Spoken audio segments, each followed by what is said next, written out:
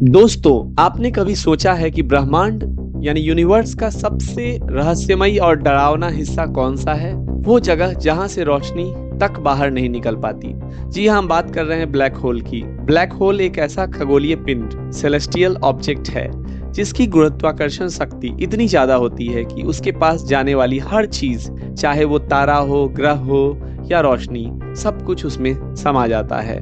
आज के हम इस वीडियो में हम जानेंगे ब्लैक होल्स कैसे बनते हैं और इसके कितने प्रकार होते हैं। अगर कोई इंसान ब्लैक होल के करीब पहुंच जाए तो उसके साथ क्या होगा। तो चलिए शुरू करते हैं ब्रह्मांड की इस अद्भुत और रहस्यमय यात्रा। ब्लैक होल एक ऐसा खगोलीय पिंड है जिसकी घनता इतनी अधिक होती है कि उसका गुरुत्वाकर्षण इतना प्रबल हो जाता है कि कुछ भी उससे बाहर नहीं निकल सकता, यहाँ तक कि प्रकाश भी नहीं। इसे सामान्य भाषा में अंतरिक्ष का वह हिस्सा कहा जाता है जहाँ गुरुत्वाकर्षण की ताकत इतनी ज्यादा हो जाती है कि समय और स्थान की सामान्य सीमाएं टूट जाती हैं। इसे हिंदी में कृष्ण विवर कहा जाता है। यह तब बनता है जब कोई विशाल तारा अपनी ऊर्जा समाप्त कर अपने ही गुरुत्वाकर्षण के कारण भीतर की ओर संकुचित हो जाता है और एक बहुत ही छोटे किंतु अत्यंत घने बिंदु में तब्दील हो जाता है।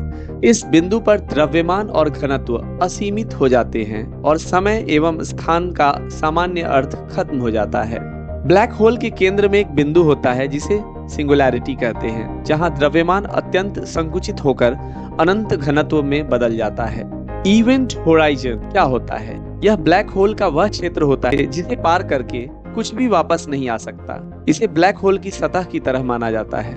गुरुत्वाकर्षण प्रभाव ब्लैक होल का बाहरी गुरुत्वाकर्षण क्षेत्र बड़े भारी पिंड की तरह होता है, लेकिन इसके नजदीक अंतरिक्ष समय विकृत हो जाता है और वस्तुएं इसके केंद्र की ओर खींचती चली जाती हैं। आइए चलते हैं ब्लैक होल के निर्माण की ओर। ब्लैक होल का निर्माण कैसे होता है?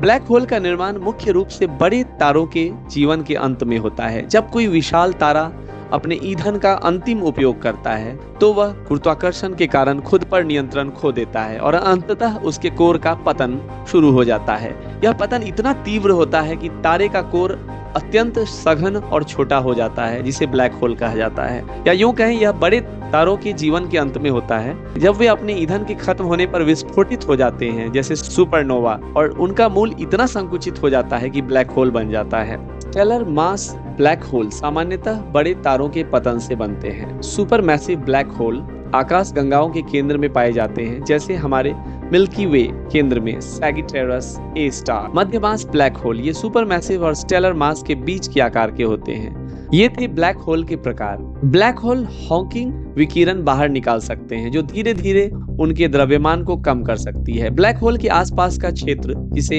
एर्गोस्फीयर कहते हैं, घूमते हुए ब्लैक होल में विशेष प्रभाव डालता है। हालांकि ब्लैक होल को सीधे नहीं देखा जा सकता, लेकिन उनके प्रभाव और उनसे निकलने वाली रेडिएशन के जरिए उनका पता लगाया जाता है। ब्लैक होल ब्रह्मांड के सबसे रहस्यमय और जटिल खगोलीय पिंड हैं, जिनका अध्ययन विज्ञान के कई क्षेत्रों जैसे सामान्य सापेक्षता, क्वांटम यांत्रिकी और खगोल भौतिकी के लिए महत्वपूर्ण है। ये न केवल गुरुत्वाकर्षण के चरम प्रभावों को दर्शाते हैं, बल्कि ब्रह्मांड की उत्पत्ति और विकास को समझने का एक मार्ग भी प्रस्तुत करते हैं। ब्लैक होल को लेकर वैज्ञानिकों के बीच एक महत्वपूर्ण और रोमांचक विचार यह भी है कि ब्लैक होल दूसरी दुनिया या आयाम डायमेंशन में जाने का रास्ता हो सकता है।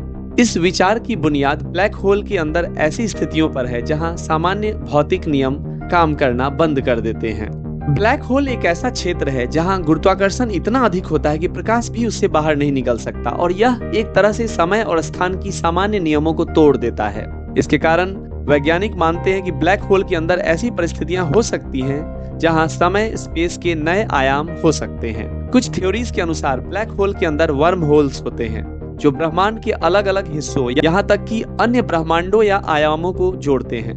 वर्म होल एक सुरंग की तरह है जो समय और स्थान की सीमाओं को पार कर सकता है। वैज्ञानिक फिजिक्स में यह भी माना जाता है कि ब्लैक होल के माध्यम से हम एक मल्टीवर्स या बहु ब्रह्मांडों में प्रवेश कर सकते हैं, जो कि एक से अधिक ब्रह्मांडों का समूह होता है जहां भिन्न भिन्न नियम काम करते हैं। हालांकि ये सब वैज्ञानिक सिद्धांत और कल्पनाएं हैं। फिलहाल हमारे पास ब्लैक होल के अंदर जाकर दूसरी दुनिया में जाने का कोई प्रत्यक्ष प्रमाण अभी तक नहीं मिला है, परंतु क्वांटम भौतिकी, सामान्य सापेक्षता सिद्धांत, थ्योरी ऑफ रिलेटिविटी और सैद्धांतिक भौतिकी की मदद से ये संभावनाएं वैज्ञानिक शोध का हिस्सा बनी हुई हैं। और इस पर रिसर्च चल रहा है। इस प्रकार ब्लैक होल न केवल हमारे ब्रह्मांड की सबसे रहस्यमयी संरचना है, बल्कि इसके माध्यम से दूसरी दुनिया, अलग आयाम या मल्टीवर्स तक जाने की संभावना भी वैज्ञानिकों के दिमाग में एक सक्रिय खोज का विषय है। यह शोध ब्रह्मांड की गहराई और वास्तविकता को समझने की दिशा में एक महत्वपूर्ण कदम हो सकता है। आइए चलते हैं, जानते हैं सैजिटेरियस ए स्टार, धनु ए स्टार। यह एक बहुत ही प्रसिद्ध ब्लैक होल है जो कि हमारी आकाशगंगा मिल्की वे के केंद्र में स्थित एक विशालकाय सुपर मैसिव ब्लैक होल है, जिसे वैज्ञानिकों ने कई वर्षों की अध्ययन और अब इवेंट होराइजन टेलीस्कोप के जरिए पहली बार सीधे देखा और प्रमाणित किया है। यह ब्लैक होल धनु यानी सैजिटेरियस तारामंडल की दिशा में स्थित है और पृथ्वी से लगभग 26,000 प्रकाश वर्ष दूर है।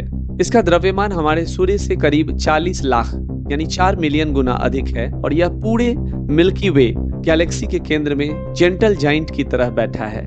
ब्लैक होल का गुरुत्वाकर्षण इतना शक्तिशाली है कि आसपास का पिंड, गैस और रोशनी भी उससे बच नहीं सकती, उससे बाहर निकलना संभव नहीं। सैजिटेरियस ए स्टार की चारों ओर एक विशाल अभिवृद्धि डिस्क, एक्रेशन डिस्क है, जिसमें गर्म गैसें, धूल और पदार्थ परिक्रमा करते हुए ब्लैक होल में गिर जाती हैं। वैज्ञानिकों के अनुसार Sagittarius A star her 76 minute में एक तरह से स्पंदन पल्सेट करता है, जिसे लगता है कि इसके पास चुंबकीय क्षेत्र और ब्रह्मांडीय विकिरण में लगातार बदलाव आते हैं। यह मिल्की वे का प्रमुख गुरुत्वाकर्षण केंद्र है, जिसके चारों ओर हमारी पूरी गैलेक्सी घूमती है। सैजिटेरियस ए स्टार का अध्ययन वैज्ञानिकों को ब्रह्मांड के रहस्य, ब्लैक होल की उत्पत्ति, उनके व्यवहार यानी स्पिन, रेडिएशन और आकाश गंगाओं के निर्माण को समझने में मदद करता है।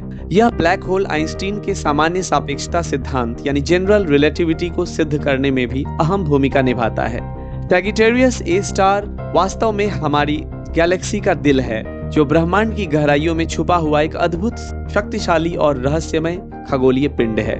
सैजिटेरियस ए स्टार की पहली तस्वीर 12 मई 2022 को प्रकाशित की गई थी। यह तस्वीर इवेंट होराइजन टेलीस्कोप नामक वैश्विक टेलीस्कोप नेटवर्क द्वारा ली गई थी, जिसमें दुनिया भर के कई रेडियो टेलीस्कोप को एक साथ मिलाकर पृथ्वी के आकार का टेलीस्कोप बनाया गया। वैज्ञानिकों ने पृथ्वी के अलग अलग हिस्सों पर स्थित रेडियो टेलीस्कोपों का नेटवर्क बनाया ताकि दूर स्थित black hole Sagittarius A star का डेटा कई एंगल से एकत्र किया जा सके। टेलीस्कोपों ने कई रातों तक लगातार डेटा रिकॉर्ड किया, ठीक वैसे जैसे कैमरे से लंबे एक्सपोजर में तस्वीर ली जाती है। सैजिटेरियस ए स्टार के चारों ओर धूल और गैस के बादलों की गति बहुत तेज होने के कारण डेटा प्रोसेसिंग और इमेज निर्माण बहुत चुनौतीपूर्ण था। वैज्ञानिकों को सुपर कंप्यूटर का इस्तेमाल करना पड़ा। इमेज को तैयार करने के लिए वैज्ञानिकों को 5 साल लगे, जिसमें डेटा को एकत्र करना, प्रोसेस करना और सही तस्वीर निकालना शामिल था। इससे पहले 2019 में इसी टेलीस्कोप नेटवर्क ने पहली बार M87 स्टार ब्लैक होल की तस्वीर ली थी। सैजिटेरियस ए स्टार की तस्वीर इस लिहाज से ऐतिहासिक है कि यह हमारी अपनी गैलेक्सी के केंद्र मौजूद ब्लैक होल का प्रमाणित फोटो है। अगर आपको ये वीडियो पसंद आई हो तो लाइक जरूर करें। हमारे चैनल को सब्सक्राइब करना बिल्कुल ना भूलें। वीडियो को अपने दोस्तों के साथ शेयर जरूर करें। बेल आइकन दबा लें ताकि नई वीडियो की नोटिफिकेशन मिलती रहे। कमेंट सेक्शन में अपनी राय जरूर लिखें। आपका समर्थन हमारे लिए बहुत मायने रखता है। धन्यवाद। आपसे फिर मिलेंगे अगले वीडियो में शुक्रवार रात 9 बजे।